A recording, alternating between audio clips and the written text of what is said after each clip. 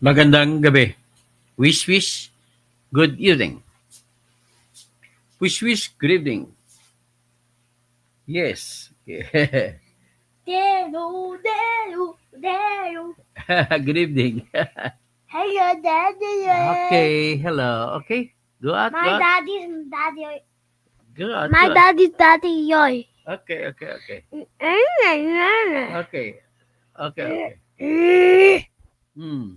Okay. So, while waiting, para dadami muna ang ano natin, ang ating viewers. Okay, magpasakalyo muna tayo. Siguro ang pasakalyo natin ay mga balita na ibang balita. Ang 34 pala ng mga senador ay kumpleto na, nagsampa na ng kanilang salin. Ang pinakahuling nagsampa ng salin ay si Alan Peter Cayetano, si Bato de la Rosa, si Amy Marcos at si Rodante Marcoleta ay tsaka isa pa si Christopher Bungo. At pumayag na sila na ilabas sa publiko ang kanilang salin.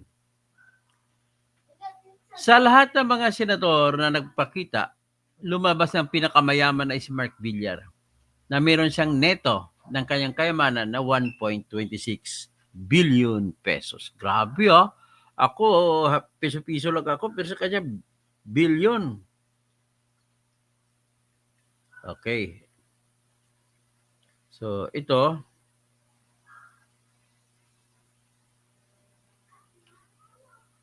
So,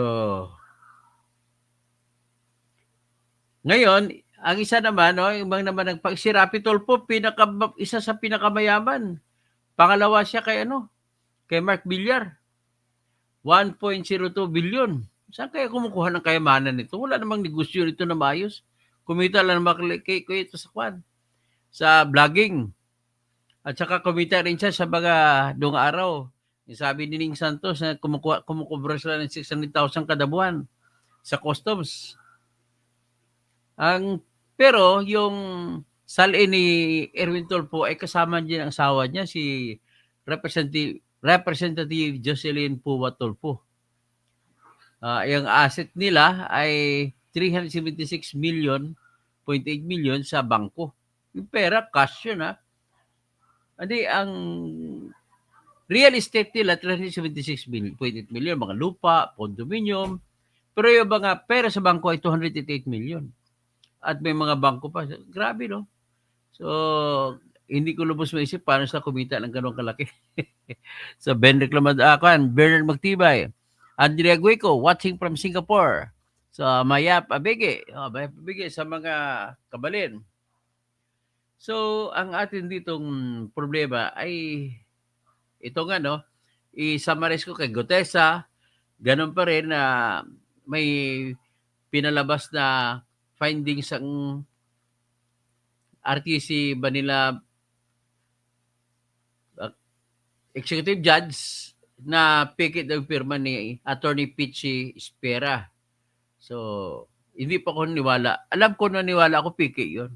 Pero hindi ako maniwala na hindi si Attorney Espera ang doon, ang nagpapirma noon.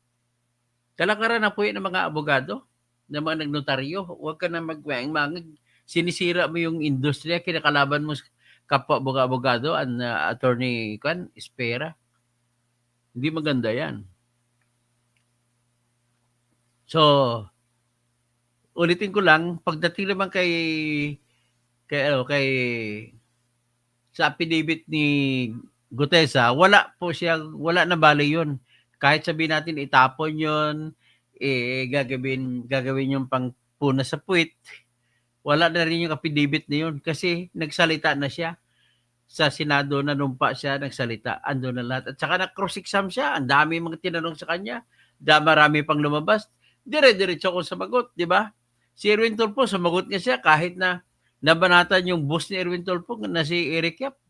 Nagtanong pa rin si Erwin Tulfo. O ngayon, may istorya tayo kay Erwin Tulfo. Pag mabot na 100, 150, magsimula na tayo katungkol kay Erwin Tulfo.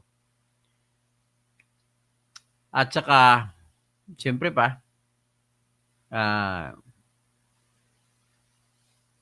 papalabas sa mga natin, mga tinatag na natin, na expose natin. Ano na ano lang ko na nag-iisip ako bakit marami mga vlogger kumikita naman sila na malalaki sa vlogging. Bakit tinatanggap pa nila yung 50,000 kada buwan? Kapalit lang na mag-vlog sila pabor kay Martin Romualdez. At talagang klaro na ang pakay, ang kalsada ng plano, magiging tatakbo pagka-presidente si Martin Romualdez sa 2028. So kaya nag-hire sila, si Erwin Tulfo po ang tagakuha. Binabayaran ni Erwin Tulfo ng 50,000 a month. Liit naman. Masyado kayong tawag dito. Masyadong barat naman na binenta yung iyong karangalan. Ang binabanggit sige, mamaya natin tirahin mamaya. Dr. Toto, good evening po. Mabruk for your milestone to receive your YT Silver Play button. More power. Salamat, Edgar Nacion. Spencer James Datul, Hatake. Binabayaran yung mga nag-notaryo sa affidavit ni Gutesa. Okay. Coffee ko. Vic De Leon, AXIS Party List kasama sa flood control, Ghost Projects. Yun. Bernard Magtibay, Andrea Gueco, watching from Singapore. So, yan ang ano natin. Pwede natin umpisa, naka 110 na tayo, 11 na tayo, 112. Pwede natin umpisa, i-play ko po ngayon yung revelasyon ni Makagago. Na kung sino-sino, marami palang mga influencer kinuha si Erwin Tulfo. Si Erwin Tulfo mismo kumuha. At binayaran na tag 50,000 kada buwan ang mga influencer, pero kumuha rin sa influencer na maliliit ang views, ang maliliit ang subscribers, inaalok niya tag 25,000 abat kada buwan. Kapalit na pag-vlog, mag-comment, pabor kay Tambaluslos, kay Erwin, kay Martin Romualdez. Jomar, Galaxy, good evening po, sir, watching from Singapore. Salamat naman, Galaxy. So, ito po yon. Pakinggan natin si Makagago. Ito po si Makagago. Sa kanyang ang bilib naman ako sa style niya mag-vlog.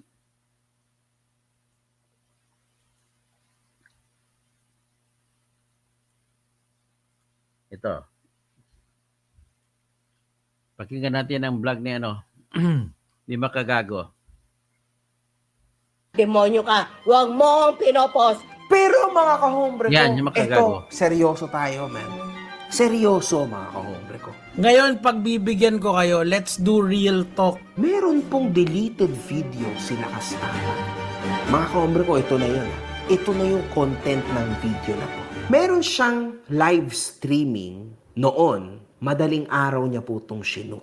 Oo, di na matulog eh. Nababagabag ako.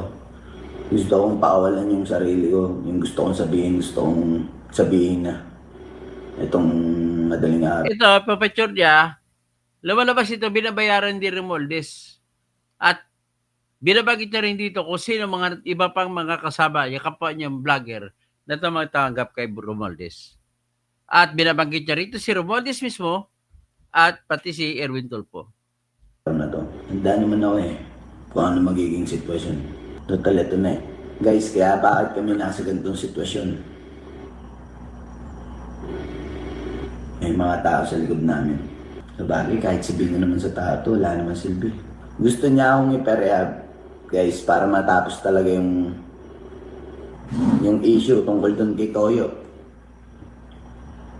Gusto nila akong marehab para mapatunayan nila lahat. Yung mga sinasabi nila ay totoo. Magmula kay Makagago, Nico David. Gusto kong bumalik ng Japan, guys, pero ayaw nila ang pabayaan umuwi ng Japan. At ito nga, sa katunayan, nasa kanila yung passport ko na dapat nasa akin. Na-adjust lahat ng papeles ko. Ba't kasi tumira ng babae kaya lalo mong na-trigger?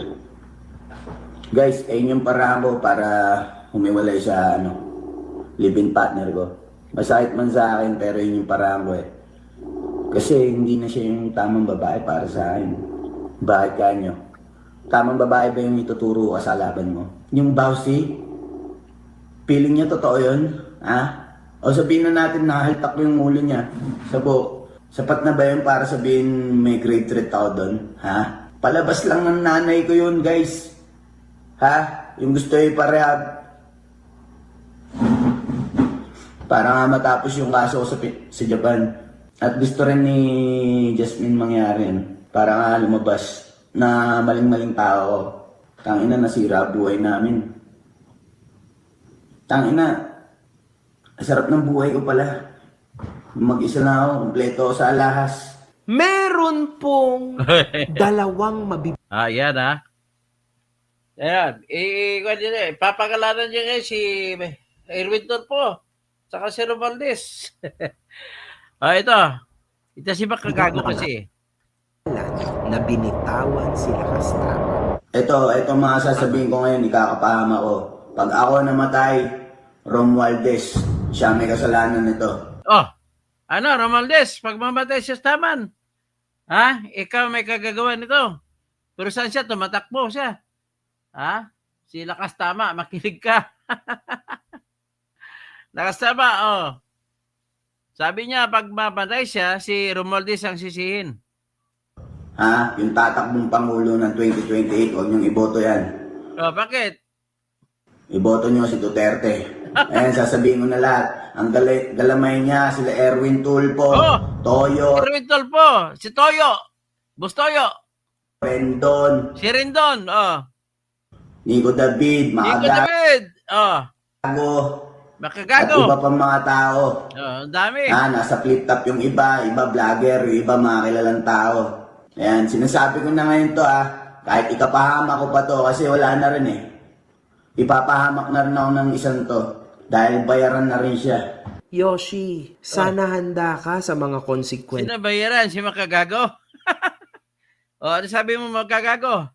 mo. Kinukurot mo ko, di, papansinin kita. Gusto mo Binanggit mo si Martin Romualdez. Romualdez. Binanggit mo si Senator Erwin Tulfo. Galamay niya, sila Erwin Tulfo. House Speaker at Senator, binanggit mo. Nako, boy, ano bang nangyayari sa utak mo may tililing? Delikado tong mga binanggit mong mga pangalan. Ulitin nga natin. Romualdez. Galamay niya, sila Erwin Tulfo. Grabe to.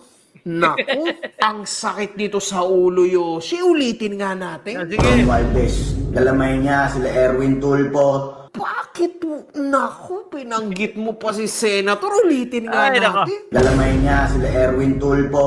Grabe. Toyo, Rendon, Nico David, Makagago. Di ka ba natatakot? Pati si House Speaker, binanggit mo. Ulitin nga natin. Romualdez. Oh my goodness, man! Bakit sila yung pinangalanan mo? Ulitin nga na. Romualdez. Galamay niya, sila Erwin Tulfo. Grabe, Yoshi. Ano si Lakas Tama? Romualdez. Galamay niya, sila Erwin Tulfo. Nilalagay mo sa kapahamakan ang sitwasyon mo. Actually, hindi ko naman inaamin yun or hindi ko rin dinidena yun. Sabi ko lang, kayo magpatunay. Nico David. Sa bagay, malaki mag-offer rin tao yun yung kaban ng bayan na pera na ginagamit sa mga influencer para protektahan ng pangkokorap. Matakot ka! Repent! Repent! Matakot ka, boy. Kinakabahan yan. Matataas na tao yung binabanggit mo at pinopoint finger mo. Grabe to. Ulitin nga natin. Romualdez. Galamay niya, sila Erwin Tulfo. At saka, ang question ko, Yoshi, matapang ka, di ba? Ilabas mo na to. Ikaw naman, andyan ka na Para siyempre makabenta yung Airbnb nyo ni Tempo. Saan nang galing yung mga information mo na ito? Saan mo nakuha yung information na yan? Binanggit mo pa ako, hindi wala nga ako dyan sa mga sinasabi mo na yan. Tangina nyo, Toyo, kayo may kasalanan nun. Tangina nyo. Tangina, kundi dahil sa mga putang inang mga influencer. Pukin ang ina kasi. Lahat yan ibubunyag ko pag nauwi ako ng Japan. Lahat ng putangin ng influencer, mga galawan ng lahat ng influencer, lahat. Bubunyag ko, mga mababantot na influencer dito sa Pinas, putangin ninyo. Isa ay sa mga nagsira sa akin. Binanggit mo pa ako. Ulitin mo nga, Meme God. Ron Valdez, galamay niya sila Erwin Tulfo, Toyo, Rendon, Nico David, Makagago. Bakit ba lagi mo ko naaalala? Niwala nga ako sa meeting na yon na sinasabi mo. Wala kang patunay. Kaso ako may patunay sa'yo. Alaga! Nako! May delikado to. Tama, grabe, nagbi-meeting pala sila sa mga influencer nila, ha? Matindi. Saan napunta yung pera na nakaw? Doon lang sa influencer. Ang barat naman na bayad. Ako nga, nire-recruit yan eh. Tinanggihan ko. Mabibigat na pangalan ang binanggit mo. Ron Valdez, galamay niya sila Erwin Tulfo, Nako! Yoshi! Diyos, Temple, busalan mo yung aso mo, delikado ka dyan. Isipin mo, malalaking pangalan yung binanggit mo. Ron Valdez, galamay niya sila Erwin Tulfo, Toyo, Rendon, Nico David, Makagago, at iba pang mga tao. Nasa flip top yung iba vlogger, yung iba mga kilalang tao. Oh. Kamusta na, Don? Kamusta na ako? Kamusta na? Surya? Kamusta na? Kata? Kamusta na, Fi? Kamusta na, Yo? Kamusta na, Seta? Kamusta na? Napakarami. Tsaka na natin, ano yun yan, isa-isa yun. Kung sa USA may PDD, dito sa Pinas, meron tayong Ano? gang. Game. Ano ibig sabihin? Ayan, sinasabi ko na ngayon to kahit ikapahamak ko pa to kasi wala na rin eh. Ipapahamak na rin ako ng isang to. Dahil bayaran na rin siya. Anyway, mga kahombre ko, Oh, babayaran niya si Yoshi Bakagago. is a pure danger. Ha? Bayaran na nila si Bakagago. Pero lumabas kasi naliitan sa 50,000. Sa community. Hindi siya okay. Ito seryoso mga kahombre ko. Temple. At saka Lakas Mama. Seryoso. Ilagay nyo to sa rehab. There's no other way. Kung wala kayong sapat na pera, tutulong ako. Seryoso. Ako mismo pupunta do sa rehabilitation. Kahit kalahaf tayo, bayaran ko kung hindi nyo kaya. This guy needs help. Guys, professional help. You are putting this guy into a very, very deep and big problem. Lalo Ganon ba? Nabisto na kayo lahat-lahat na binabayaran ni Tolpo. Ni Erwin Tolpo para kay Romualdez. Para tatakbo ba ng presidente sa 2028. na Temple, makukulong to. Makukulong yan.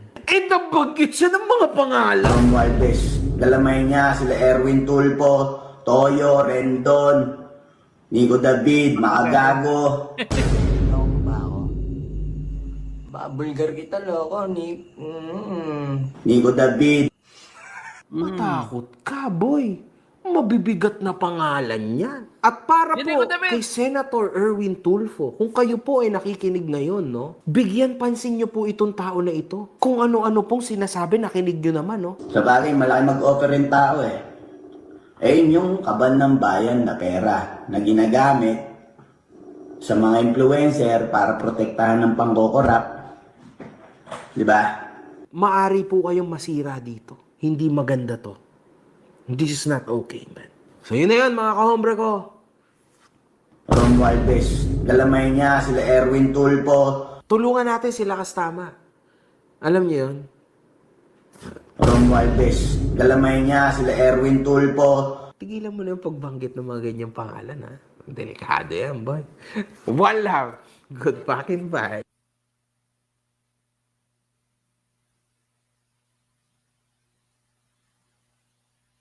Paano ganyan? Loko ba ako? Ay, Babulgar kita, loko. Nico David. Mga putang ina nyo kayo. so, yan po. Ayan na-discover ko lang. Salamat naman sa... Magitin ko ba? Magitin ko na lang. Si TMR. Binigyan ako ni TMR ng tip nito. Ito pala yung mga loko. Ay, mga. Paano kaya uunlad ang bayan natin ito? Yung speaker natin, nagbabayad ng mga vlogger. Naku, gengging si Martin. Si Martin Romualdez ba? Sabi mo si gengging si Martin. O nga, geng. Hindi ba naalala ko pa, gumaganon-ganon siya. Geng. Uli sa bunganga, di makagago. Nagmi-meeting talaga sila para mayaran, sabi ni Bugs, ha? So, Kelvin, ha? Mga kahombre sa Amel Multitalim. Alhamdulillah. Doc Attorney Engineer to, sige, wala na talaga PH. Kung taong bayan mahina, payag yung taihan ng mga kawatan sa gobyerno. Waiting. Adrian Sabili, kahit bayaran, di makagago. Si makagago sa sariling paraan, nilaglag yung mga loko-loko. Danggan Lope Role, nagkakabukingan na yung mga nagkakasama. Octavius Haif, walang mangyayari sa Pinas kung hindi maalis ang bangag at mga kawatan sa gobyerno. People power, solusyon. Huwag na magutak-watak ang Pinoy. Magkaisa ng lahat. Duterte at saka BBM at saka Bacalini, mag-isa-isa na. Kay Helen Bagyo, napanood ko na rin ito kay Makagago. Good morning po, si Carlito Porneas. Salute to you, Sir Toto. Di bali nang madisbar pero hindi naman kabawasan sa respeto namin sa kaalaman mo sa batas. Salamat po, Carding Pagayaw. Watching from Cotabato City. Oy, Carding, kumusta ka man dira, subong, sa Cotabato City? Ang mga pakat ko sa Cotabato City. Si Pakat Ali Bakabalang. Sino pa? Rolando Giray. Good evening, Sir Toto. Watching from Abu Dhabi. DDS Solid. Crazy Books High. Galaxy. Good evening po, sir. Watching from Singapore. Bugsadam. Encarnacion. Dr. Toto. Good evening po. Mabruk for your milestone to receive sa YouTube Silver Play button. Asan ba? Ito lang pa. YouTube Silver Play button. Hindi ko pa nabuksan. I-unbox ko na lang. Siguro mamayang gabi. Spencer James, Datol Hatake. Coffee ko. Vic Dillon, RCIS party list. RCIS, delikado na RCIS din. Ma-axe to the ground na to sila. So, magandang gabi po, no? Babalik po ako. Magandang gabi at saka please, mga team replay, please do not skip may ads para makatulong kayo sa akin at kung meron kayo dyan, bigyan nyo ako. Kasi walang-wala talaga ako. At saka kailangan ko magbayad, magpapail ng kaso. Nakabayad ako. Kay Rimulya, kompletohin ko, isapapile ko sa after Ondas. May papile din ako sa kanila. Dami pa. Okay. So hanggang dyan lang muna ngayon, no? Sino pa? Si Denby Ilacion. Good evening, Sir Toto. Kausing, grabe naman yung mga ginagawa nila sa mga tao para lang manalo sila sa 2028. Ganun nga. Sige. Please, like and subscribe. Yung mga hindi pa nakasubscribe, invite sa mga kasama. Pag dumami tayo dito, tatakbo. Pag halimbawa, umaabot ako ng 20,000 subscribers at 10,000, pwede na akong tumakbong presidente. So, Mercado Kati, Dr. Toto Kosing, good evening and congratulations. Salamat po. Primo GRDA, ano na nangyari sa iyo? Engineer, maniwala ka? Diyan mga sabog kung ano-ano mang sinasabi. At Brad, Dennis Kausing, tawag ka? Boss? Okay, sige, bisan subong. After that, ako matawag. Sige, hanggang dyan lang muna. Mamaya, after 15 minutes, balag ulit ako.